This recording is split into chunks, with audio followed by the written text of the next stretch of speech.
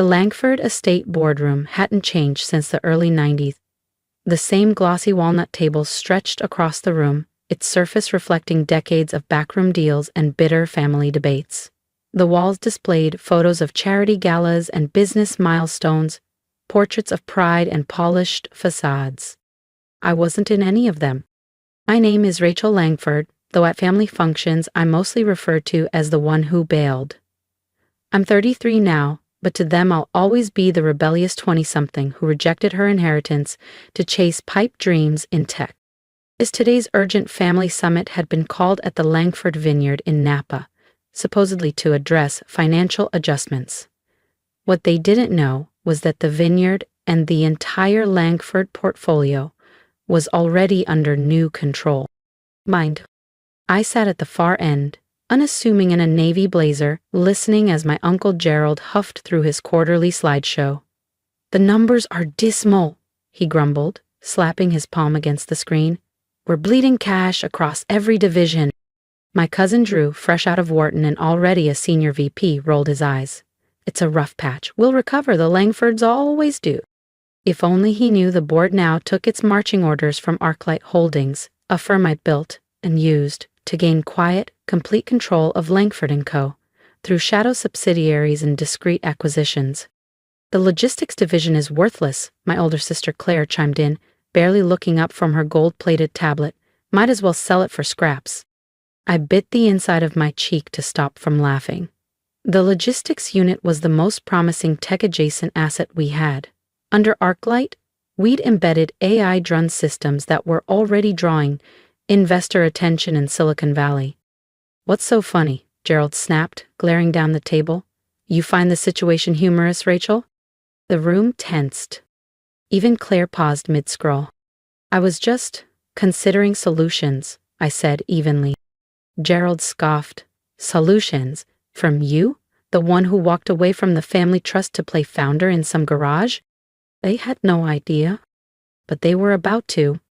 5 years ago, I turned down the position of Brand Strategy Director, a fancy title with no real power. It was a pacifier, a distraction to keep me from asking too many questions, while my cousins played executives. Instead, I took my inheritance and founded ArcLight Holdings, targeting tech-based turnarounds and hidden value acquisitions. I leaned back slightly in my chair. "I do have some experience in corporate restructuring," I said evenly.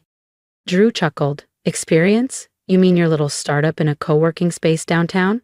This is Langford & Co., Rachel. It's a billion-dollar legacy. Leave the serious work to the professionals." I almost laughed.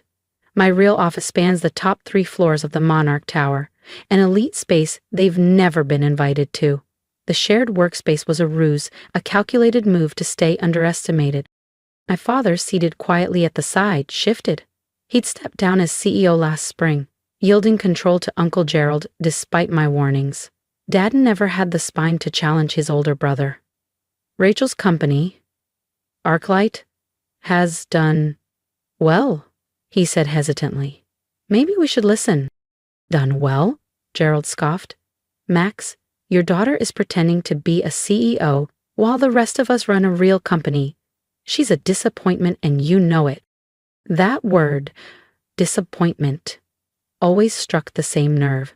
I'd heard it after proposing digital integration, after declining to marry the CFO's son, after choosing independence over nepotism. Claire let out an exaggerated sigh. "Can we wrap this up? I have a lunch meeting at the pavilion." I glanced at my watch. 3 minutes to go. The acquisition paperwork was already signed. Langford & Co. would officially become a subsidiary of ArcLight Holdings before their dessert menus arrived. "The logistics division isn't the problem," I said, locking eyes with Gerald. "Your entire model is obsolete. You're losing market share because you're allergic to change." Gerald slammed his hand on the table. "I've run this company on your grandfather's principles: discipline, tradition, control." I thought of my grandfather, the bold strategist who pioneered hybrid shipping lanes before it was mainstream.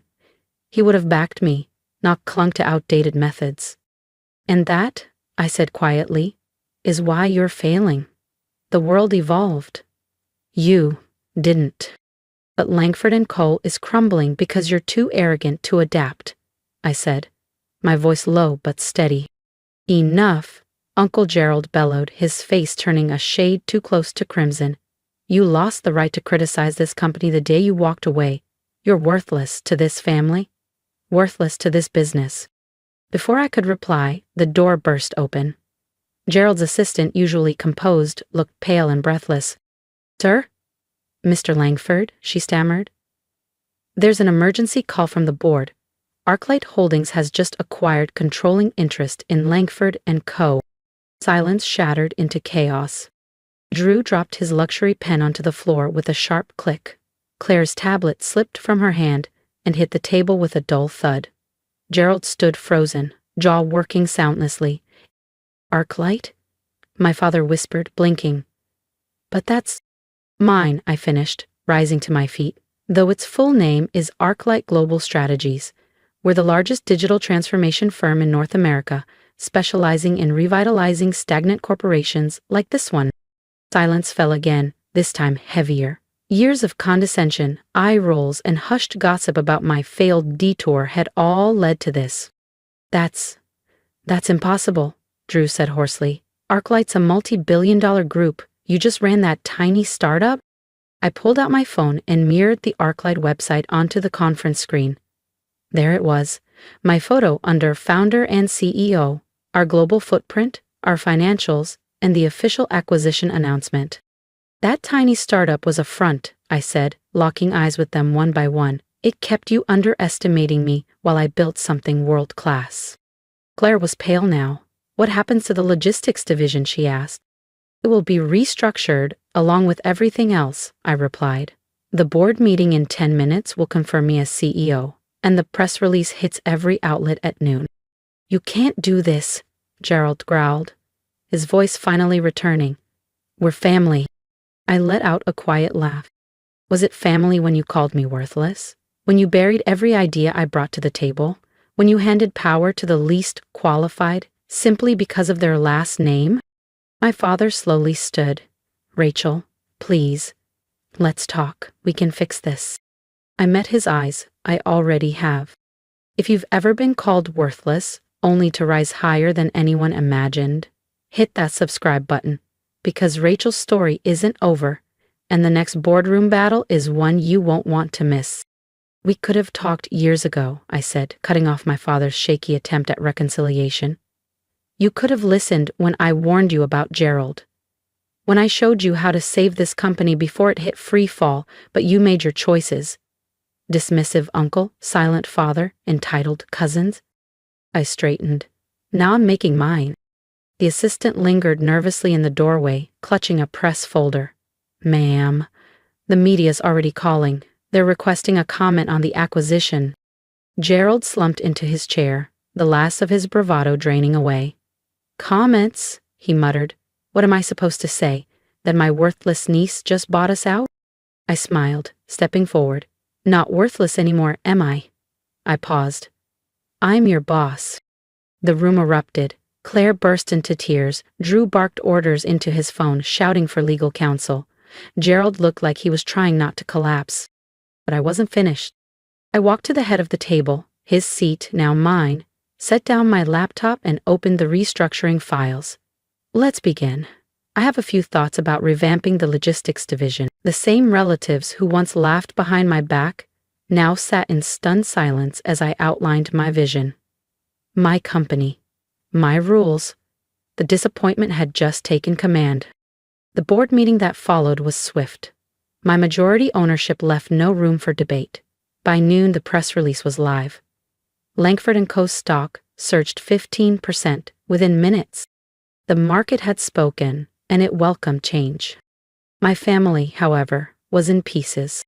This is illegal, Gerald thundered, pacing the boardroom like a caged bull. You had to cheat somehow.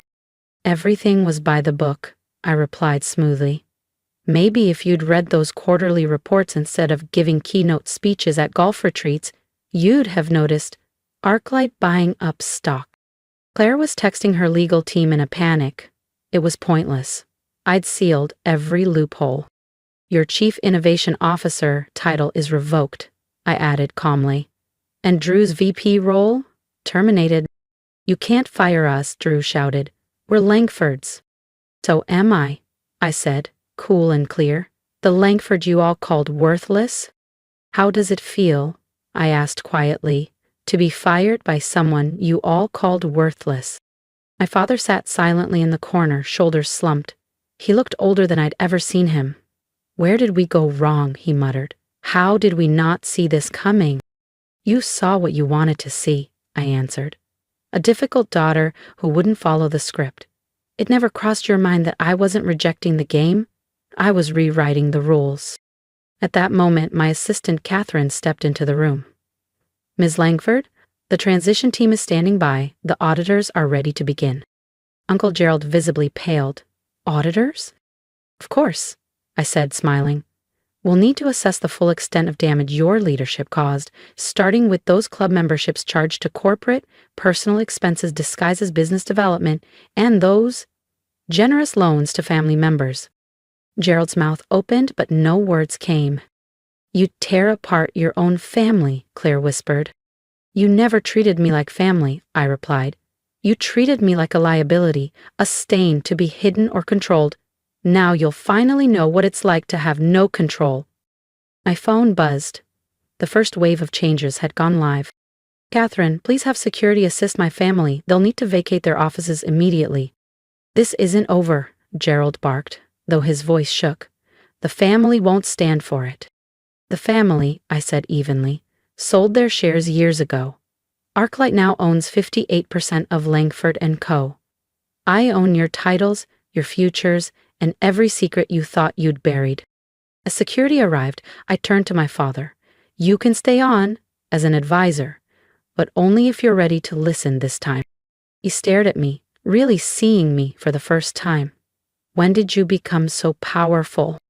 I always was, I said. You just never looked close enough. The next week was a storm of reform. The dusty old Langford logo came down, replaced by a sleek modern design. The logistics division, once mocked, became our crown jewel. Nepotism was replaced by merit. Innovators took the reins. Naturally, the family didn't go quietly. Gerald tried rallying shareholders, only to discover they'd already cashed out. Claire tried leaking gossip, but it was drowned out by headlines about Arclight's bold reinvention. Drew tried a different approach. He showed up at my new corner office, the one that used to be his. Come on, Rachel, he said, attempting charm. We're family. Surely we can work something out. I've changed. I leaned back in his old chair and studied him. Have you? Drew began, his voice faltering. What lesson would that be? That I underestimated you. That we all did. But we can fix this. We can make it a real family company again. It is a real family company, I said calmly, just not the family you envisioned. I stood. Your position has already been filled. By someone qualified. I'd suggest updating your resume. He left in tears, another first in Langford family history.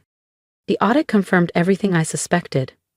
Years of corruption, unchecked nepotism, and self-dealing. Gerald had siphoned millions into shell accounts. Claire had padded payrolls with friends under fake consulting contracts.